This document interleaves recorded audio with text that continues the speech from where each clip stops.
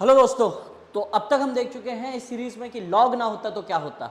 तो देखिए, लॉग ना होता तो क्या होता वाली सीरीज में आपने पहचाना कि लॉग की जरूरत क्यों पड़ी। लॉग की जरूरत क्यों पड़ी, एक बार हम उसको दोबारा से देख लेते हैं भैया कि 2 की पावर समथिंग हमने रेज किया और एक्सपोनेंट वाली चीज को हमने पढ़ा था कि 2 की पावर 0 रेज करने पर 1 आ रहा है, 2 की पावर 1 रेज करने पर 2 आ रहा है, 2 की पावर 2 रेज करने पर 4 आएगा।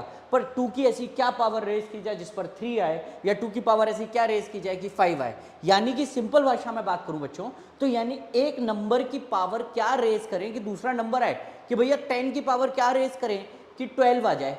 सर ये तो हमें नहीं पता था, तो इस बात के लिए हमें जरूरत पड़ी थी लॉग फंक्शन की, इसलिए मैथमेटिशियंस को जरूरत पड़ी लॉग फंक्शन की, है ना। तो ये सब हम पिछली क्लासेस में देख चुके हैं, पिछले लेक्चर में देख चुके हैं। जिन लोगों ने नहीं देखा है वो पिछला लेक्चर देख लें।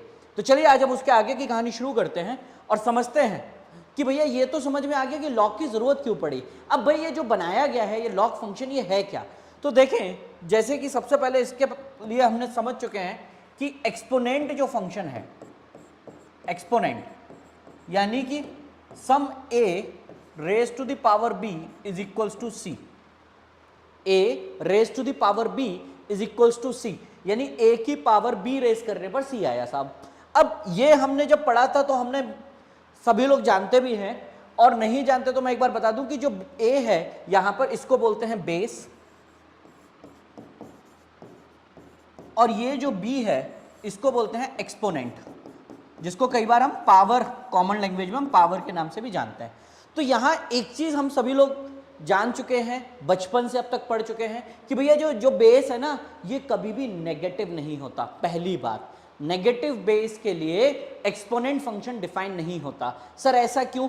ऐसा समझने के लिए देखिए कि अगर नेगेटिव नंबर, सपोज मैंने -2 ले लिया, अब -2 की पावर अगर इंटीजर रेज करूंगा तो मुझे पता है दैट इज -2 की पावर 2, दैट इज +4, -2 की पावर 1 दैट इज -2। बट अगर -2 की पावर कोई फ्रैक्शंस में आए तो फिर हम नहीं निकाल पाएंगे, है ना। तो ये सारी चीजें हम बचपन से जानते आ रहे हैं, मैं उस पर बहुत ज्यादा डिटेल में नहीं जाऊंगा अभी। तो यहां पर बस हम ये समझते हैं कि भैया ये जो a है, this has to be, base has to be greater than 0। क्या ये बात समझ में आती है ना। पॉजिटिव होना चाहिए बेस। सर अब अगर बेस पॉजिटिव है तो सर एक बात और बता दीजिए, बचपन से हमें पता है, आपने एक ग्रेटर देन 0 लिया है कि सर अगर a की वैल्यू 1 हो गई तो क्या होगा। भाई 1 की पावर कुछ भी रेज करेंगे तो क्या आएगा, 1 ही आएगा, है ना। लॉजिक कॉमन सेंस है। 1 की पावर 101, 1 की पावर 2 1, 1 की पावर 5001। तो यहां पर सर 1 की पावर लेना अपने आप में बेवकूफ़ी है। मैंने कहा सही बात है। तो सर हम इन जनरल a की वैल्यू 1 भी नहीं लेंगे। क्या ये बात समझ में आती है। तो यानी a की वैल्यूज जो होंगी वो 0 से इंफिनिटी, ओपन इंटरवल्स, साथ में 1 नहीं होगा। क्लियर है। अब सर ये जो a है ये बेस है, ये पॉजिटिव है, तो सर पॉजिटिव नंबर की पावर रेज करने पर कभी नेगेटिव आएगा। मैंने कहा नहीं, बात तो तुम्हारी बिल्कुल सही है। भाई सोच के देखो, 2 की पावर, फिर से 2 को पकड़ लो, 2 की पावर क्या रेज करूं कि -10 आ जाए। साहब ये तो पॉसिबल ही नहीं है ना। क्लियर बात है भाई, 2 की पावर क्या रेज करूं कि -15 आ जाए, पॉसिबल ही नहीं है। क्यों सर? क्योंकि पॉजिटिव नंबर की पावर हम कभी भी रेज करेंगे तो वो जो है आउटपुट में आपको हमेशा पॉजिटिव देगा। तो एक चीज मुझे यहां पर और समझ आती है कि ये जो सी है ये भी पॉजिटिव रहेगा। क्या ये बात क्लियर है? सही बात है। और सर सी ग्रेटर देन 0 रहेगा, कभी भी इसकी वैल्यू एग्जैक्टली 0 नहीं होगी। भाई पॉजिटिव नंबर की पावर आप कुछ भी रेज कर दो, 2 की पावर, 5 की पावर कुछ भी रेज कर दो, कभी नेगेटिव ला पाओगे? नहीं ला पाओगे।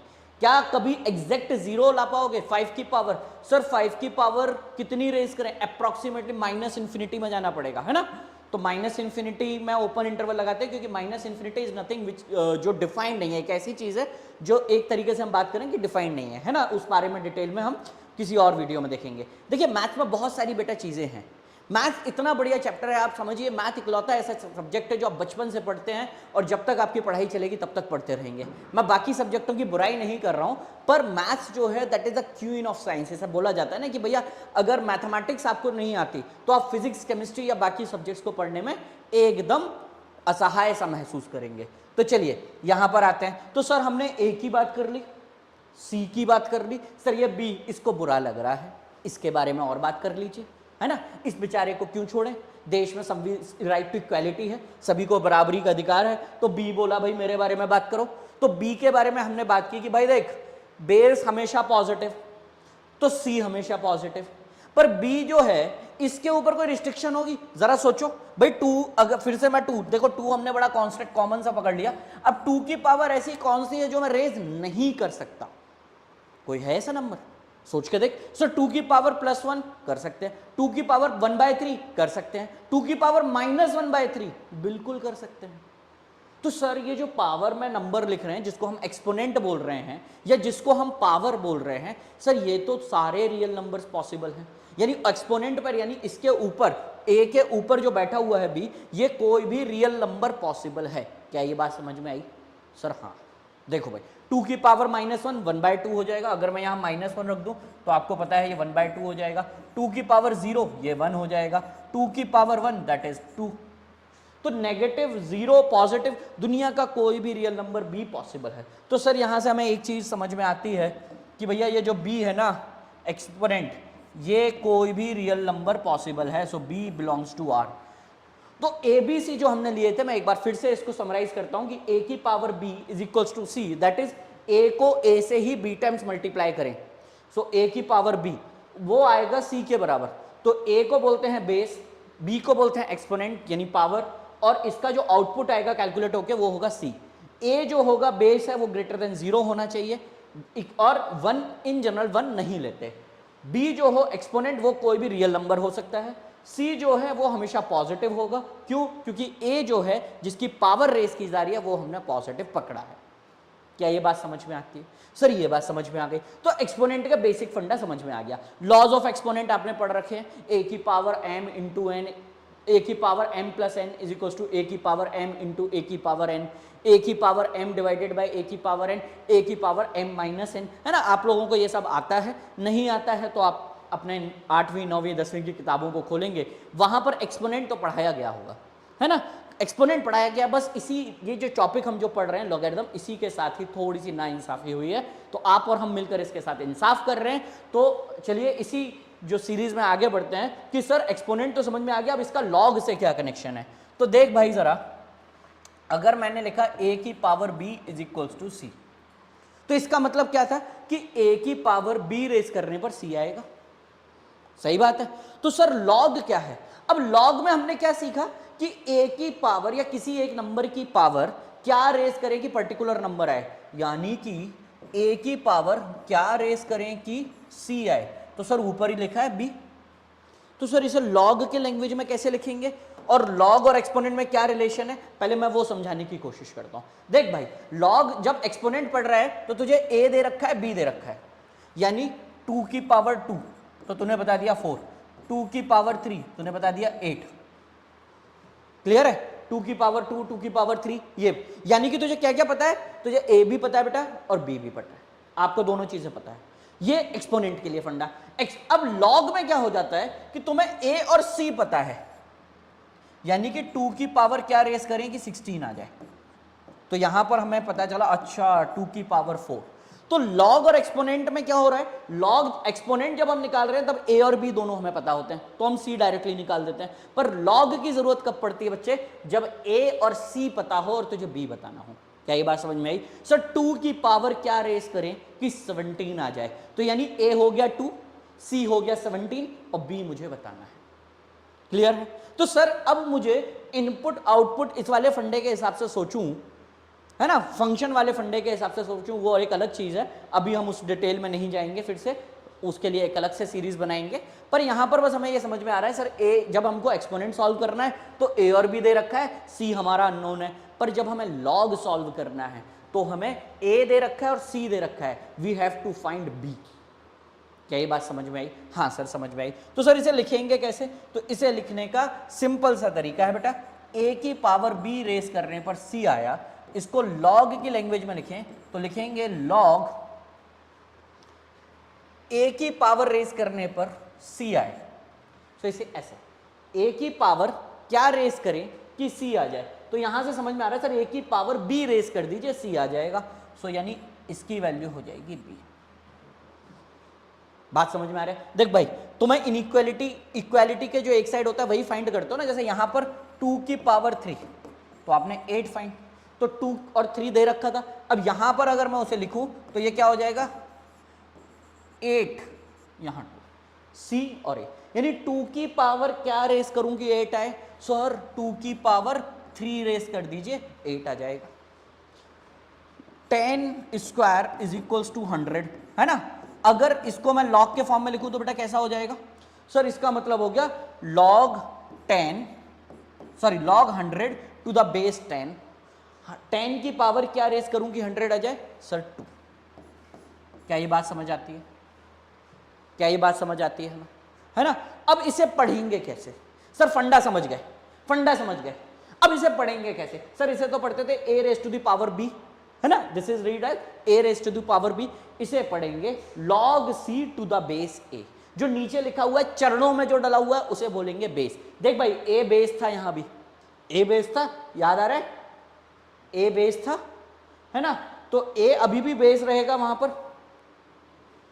बेस चरणों में डला हुआ है, तो इसे कैसे पढ़ेंगे? This read as log c to the base a, log c to the base a, यानी c की a की पावर क्या रेस करूं कि c आ जाए, 2 की पावर क्या रेस करूं कि 8 आ जाए, सर 3, 10 की पावर क्या रेस करूं कि 100 आ जाए, सर 2। क्या ये बात समझ में आई?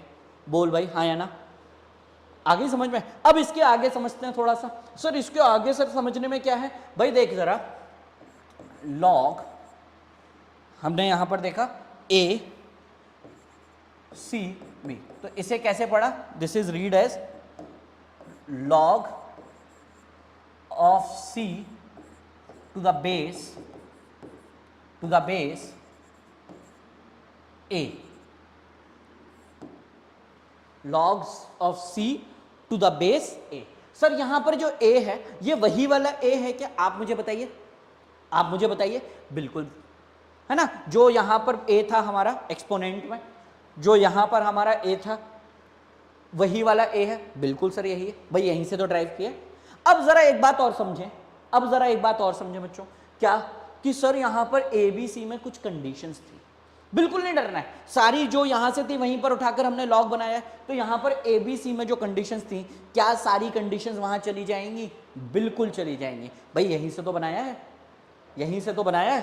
तो देख a greater than 0, a should not be equal to 1, तो यानी बेस जो होगा वहां पर भी a बेस है, यानी log का जो बेस होगा वो शुड बी ग्रेटर देन 0, यानी नेगेटिव नहीं होना चाहिए, 0 नहीं होना चाहिए, पॉजिटिव होना चाहिए, और बेस 1 नहीं होना चाहिए। क्या ये बात समझ में आती है? log का बेस हमेशा पॉजिटिव होगा और 1 नहीं होगा। 1 छोड़कर दुनिया के सारे पॉजिटिव नंबर्स log के बेस में आ सकते हैं। क्या ये बात समझ में आई? क्या ये, चलिए बहुत बढ़िया। उसके बाद देखते हैं बी वहां पर क्या था? बी आउटपुट में था भाई, बी आउटपुट में आया यानी कि इक्वल टू में आया, तो लॉग का आउटपुट जो जिसे हम बड़े हो जाते हैं तो 12वीं कक्षा में आ जाते हैं तो रेंज बोलते हैं, तो लॉग का आउटपुट या रेंज वो हो जाएगा क्या? आप बताइए सर, सारे रियल नंबर। क्यों? क्योंकि b जो है b बिलोंग्स टू r है। देख भाई जरा, तो लॉग किसके इक्वल आया था? यानी लॉग की क्या पॉसिबल वैल्यूज हैं? सर लॉग की पॉसिबल वैल्यू सारे रियल नंबर्स आ सकते हैं। पॉजिटिव आप देख चुके हैं। अगर मैं यहां पर लिखूं, जैसे 10 के फॉर्म में ही लिखूं, 10 की पावर -1 आ जाएगा कितना? 0.1, 1/10। तो अगर मैं यहां पर लिख देता हूं लॉग 10 की पावर क्या रेस करें कि भैया 0.1 आए? सर -1। तो log का आउटपुट नेगेटिव भी पॉसिबल है, log का आउटपुट पॉजिटिव भी पॉसिबल है, और log का आउटपुट 0 भी पॉसिबल है, 1 भी पॉसिबल है। 0 कब आएगा? सर 0 कब आएगा? 0 कब आएगा? सर b की वैल्यू 0 कब आएगी? सर b की वैल्यू 0, यानी एनी पॉजिटिव नंबर की पावर 0 विल बी 1, तो c 1 हो जाए और a जो हो बेस डिफाइंड हो, बस। बात समझ रहे हैं? तो सर इसका मतलब क्या हुआ? इसका मतलब क्या हुआ? log ऑफ 1 बेस डिफाइंड होना चाहिए बस। तो इसकी वैल्यू देख भाई 0 आ जाएगी क्या? इसकी वैल्यू 0 आ जाएगी। भाई a की पावर क्या रेस करूं कि 1 आए, 2 की पावर क्या रेस करूं 1 आए, साहब 0 कर दो, 3 की पावर क्या रेस करूं कि 1 आए, साहब 0 कर दो, 4 की पावर क्या रेस करूं कि 1 आए। बात समझ आ रही है ना?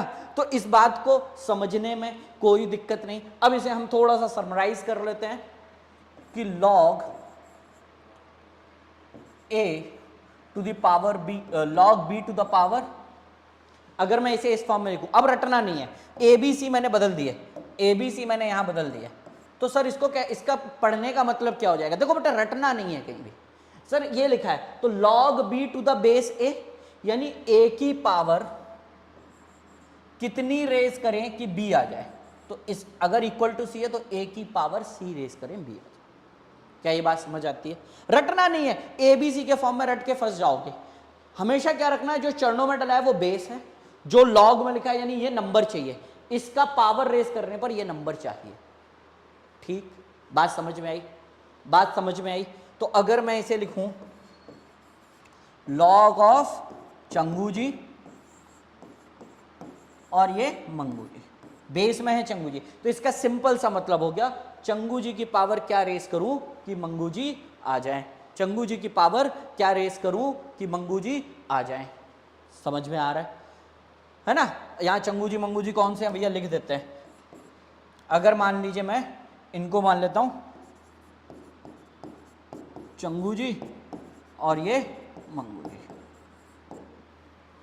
तो अब इसमें सर कुछ रटने वाली चीज नहीं लग रही है। जैसे अगर मैं आपसे पूछूं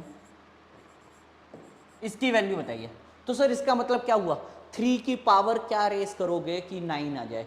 सर 3 की पावर 2, 3 का square is 9, so this will be 2। अगर मैं आपसे यहीं पर पूछूं log 3 और 1/27, log 3 1/27, log बेस में 3 है तो 3 की पावर क्या रेस करूं कि 1/27 आ जाए?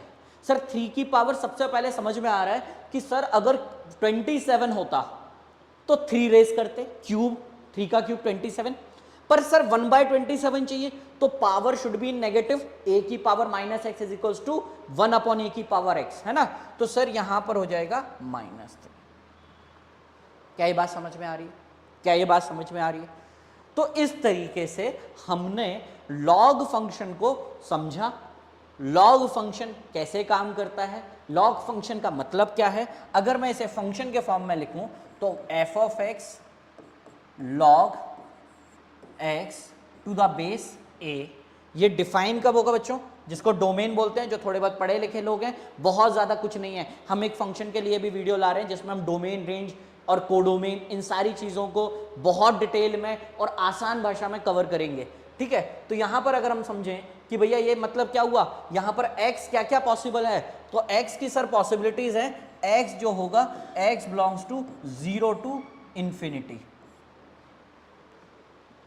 x 0 टू इंफिनिटी, साथ ही साथ a जो होगा that also has to be greater than 0 and not equal to 1।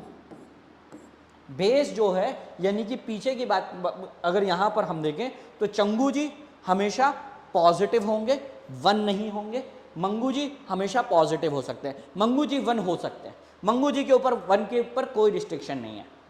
बात समझ में आई? बोल भाई। अब कोई बच्चा बोले सर एक नंबर ऐसा है जिसकी पावर रेस करने पर 1 आ जाएगा, मैंने कहा क्या सर 1? तो सर अगर चंगू जी 1 हो जाए और मंगू जी भी 1 हो जाए तब तो चंगू जी 1 हो सकते हैं। भाई चंगू जी देख समझ, ये 1 ये 2 पॉसिबल नहीं है, 2 की भाई सॉरी पॉसिबल है, यहां 1 यहां 2, यानी कि इसको अगर मैं आसान भाषा में एक बार लिखूं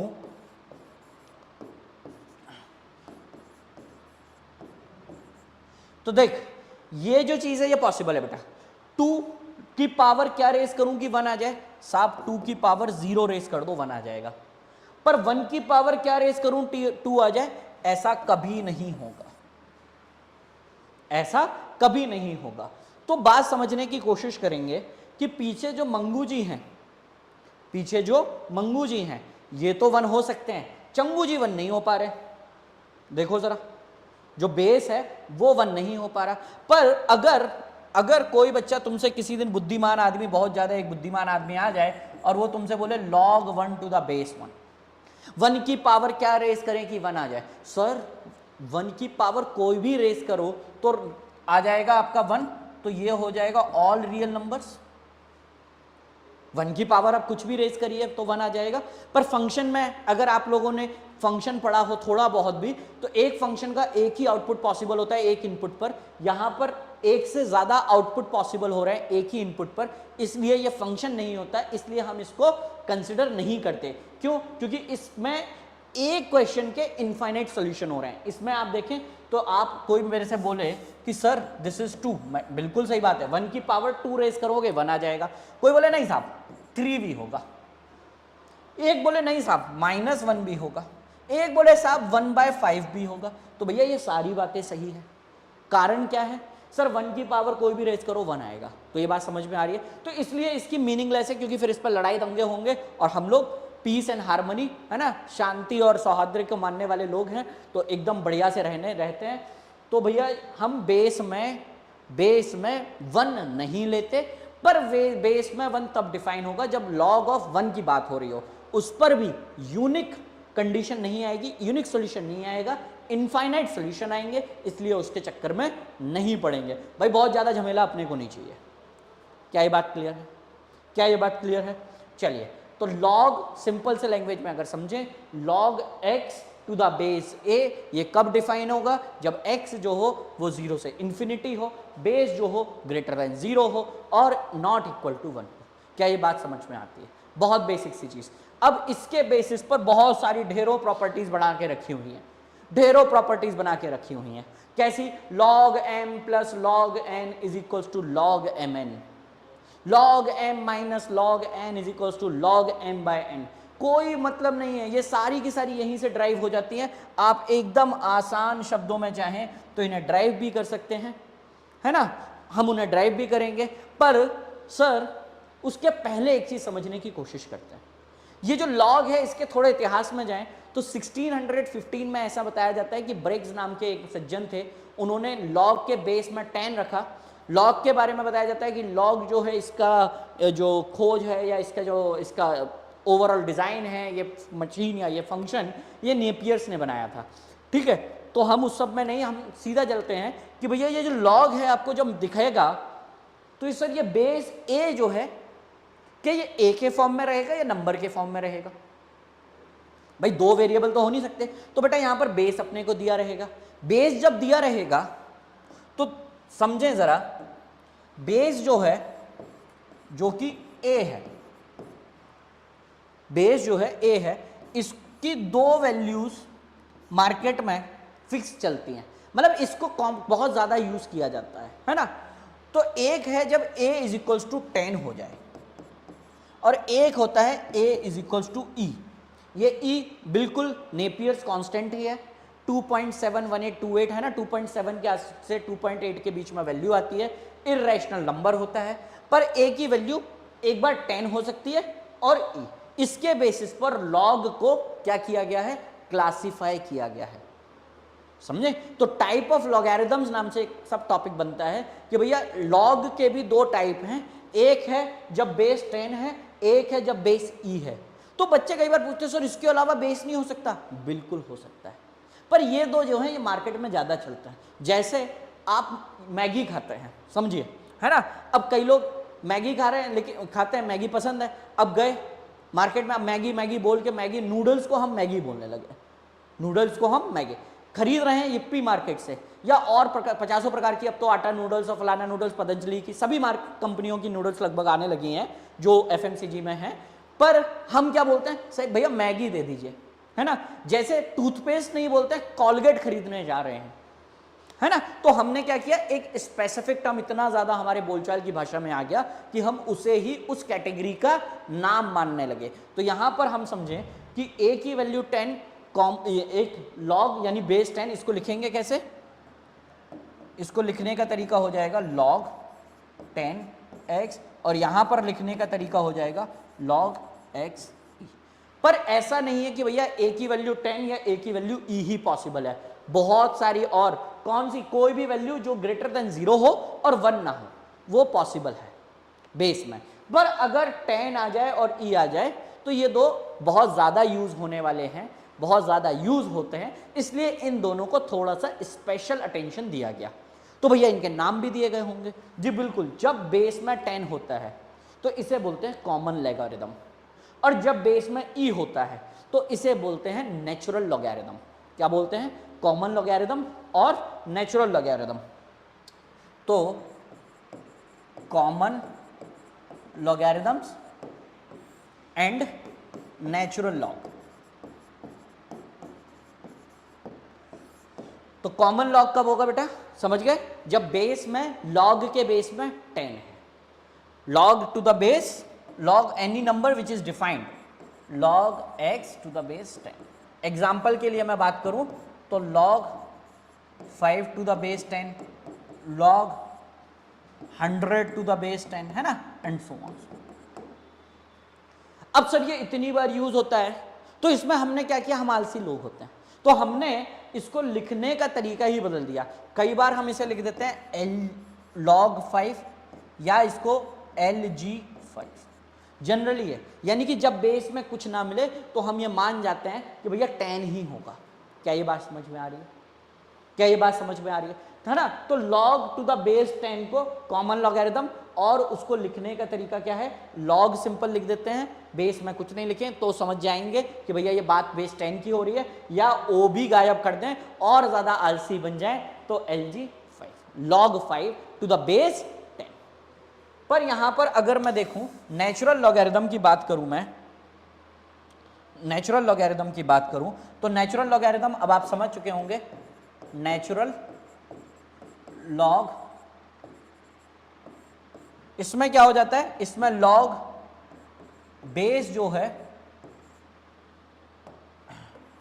इसमें लॉग में बेस जो है e हो जाता है। तो इसे लिखने का तरीका है ln। आप लोग कई बार इसको इस टाइप से, ये वो कोचिंग वाला ln नहीं, ये l और n है ना, ln। तो इसे लिख पढ़ेंगे तो ln 5, ln 10, तो इसका मतलब हो गया log 5 to the base e, log x to the base e, log 10 to the base e।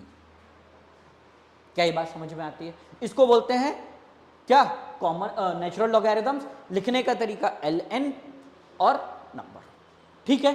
तो जब log लिखा हो तो हम समझ जाएंगे बेस में 10 है, जब ln लिखा हो तो बेस में e है। इन दोनों के अलावा कोई अगर तीसरा कोई अलग टाइप का बेस होगा जो डिफाइन हो, उस पर log का बेस अलग से मेंशन होगा, 5, 15, 3, 3/2, whatever, है ना। बस 0 से बड़ा होगा, 1 नहीं होगा इंजन में। तो आई होप आपको ये बातें समझ आई होंगी। अब इसके बेसिस पर कुछ प्रॉपर्टीज, इससे रिलेटेड बातें हैं, उसके क्वेश्चंस, इसके बारे में और सारी बातें हम वो देखेंगे अगले सीरीज में, अगले वीडियो के में। उसके लिए देखते रहिए और समझते रहिए, एंजॉय करें। Thank you.